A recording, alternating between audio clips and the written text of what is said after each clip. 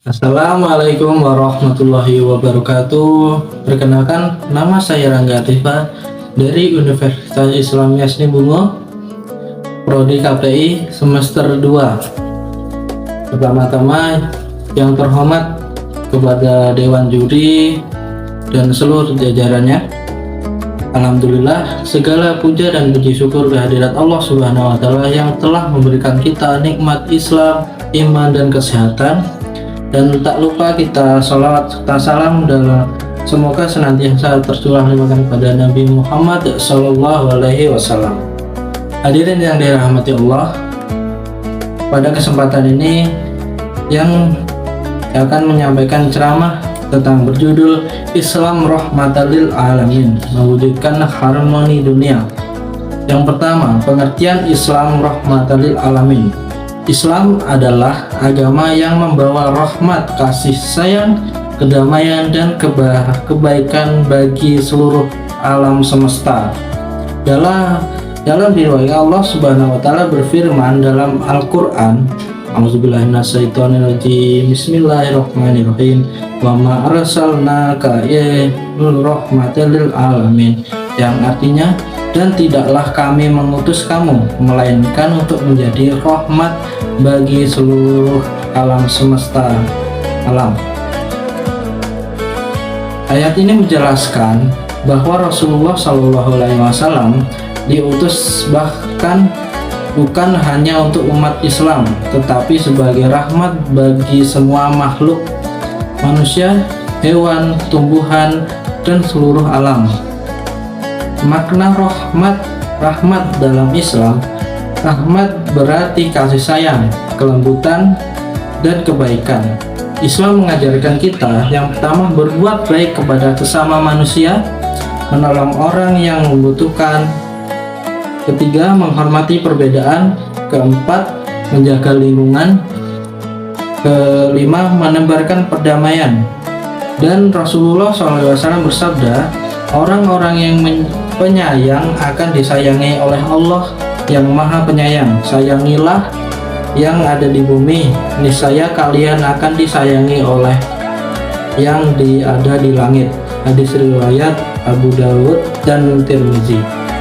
Hadis ini mengajarkan bahwa siapa yang menyayangi makhluk Allah, maka Allah akan menyayanginya. Rasulullah SAW sebagai teladan rahmat. Nabi Muhammad SAW adalah contoh terbaik dalam menebarkan kasih sayang. Beliau tidak membalas kejahatan dengan kejahatan, tetapi dengan kelembutan.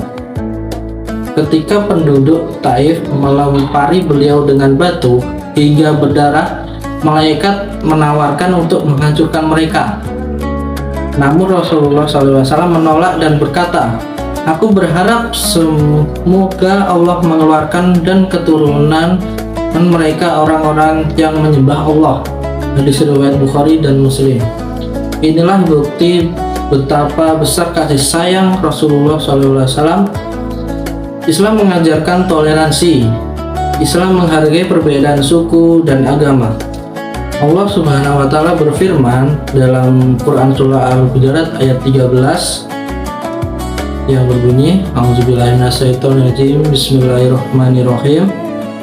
Ya ayyuhan nasu inna khalaqnakum min dzakarin wa unsha wa ja'alnakum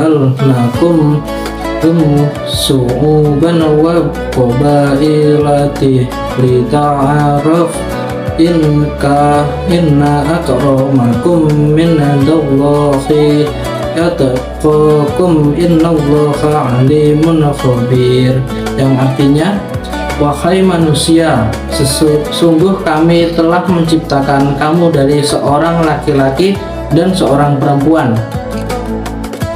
Kemudian kami jadikan kamu berbangsa-bangsa dan bersuku-suku, agar kamu saling mengenal. Sesungguhnya yang paling mulia di antara kamu di sisi Allah ialah yang paling bertakwa. Sungguh Allah Maha Mengetahui, Maha Teliti. Perbedaan bukan saling membenci, tetapi saling mengenal dan menghormati. Rasulullah juga bersabda, seorang muslim adalah orang yang kaum muslimin selamat dari lisan dan tangannya. Hadis riwayat Bukhari dan Muslim. Artinya, seorang muslim harus menjaga ucapan dan perbuatan agar tidak menyakiti orang lain. Dan selanjutnya, menjaga persaudaraan dan kerukunan. Rasulullah SAW juga bersabda, tidak sempurna iman seseorang sampai ia mencintai saudaranya sebagaimana ia mencintai dirinya sendiri. Hadis riwayat Bukhari dan Muslim. Jika kita ingin hidup damai, kita harus saling mencintai, membantu, dan mendoakan. Allah Subhanahu wa Ta'ala juga berfirman dalam surah Al-Hujurat ayat 10 yang berbunyi, A'udzubillahiminasyaitonirrajim. Bismillahirrahmanirrahim. Innamal unsinuna idh wa kufa'a di baina akhawaikum wa taqullaha la'allakum turhamun. Sesungguhnya orang-orang mukmin itu bersaudara, karena itu didamaikanlah karena antara kedua saudaramu, dan bertakwalah kepada Allah agar kamu mendapatkan rahmat.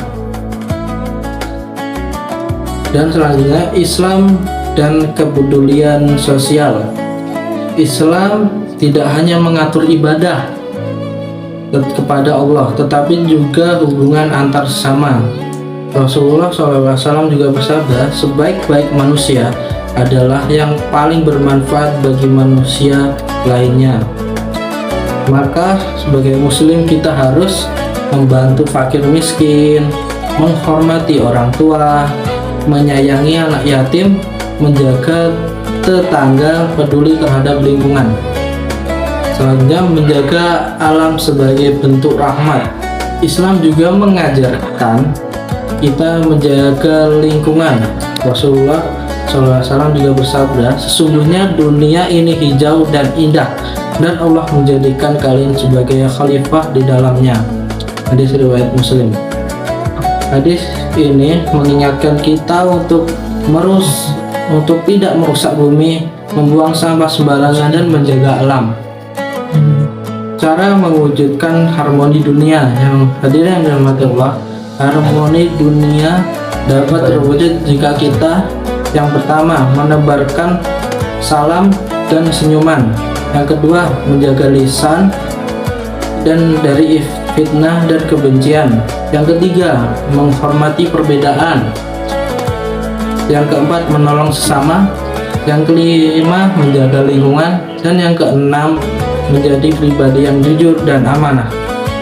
Rasulullah SAW juga bersabda, mukmin yang paling sempurna imannya adalah yang paling baik akhlaknya.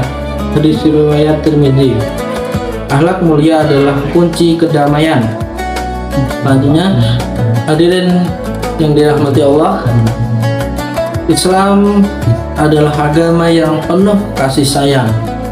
Rasulullah SAW diutus sebagai rahmat bagi seluruh alam.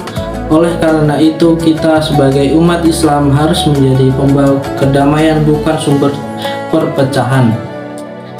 Mari wujudkan kita Islam rahmatil alamin dengan akhlak mulia, toleransi, kepedulian sosial, dan cinta terhadap lingkungan. Semoga Allah Subhanahu wa Ta'ala menjadikan kita sebagai hamba yang bermanfaat bagi sesama dan menjadi bagian terciptanya harmoni dunia. Amin amin ya robbal alamin. Sekian, terima kasih video ceramah dari saya akhiri, wabillahi taufiq wal hidayah. Wassalamualaikum warahmatullahi wabarakatuh.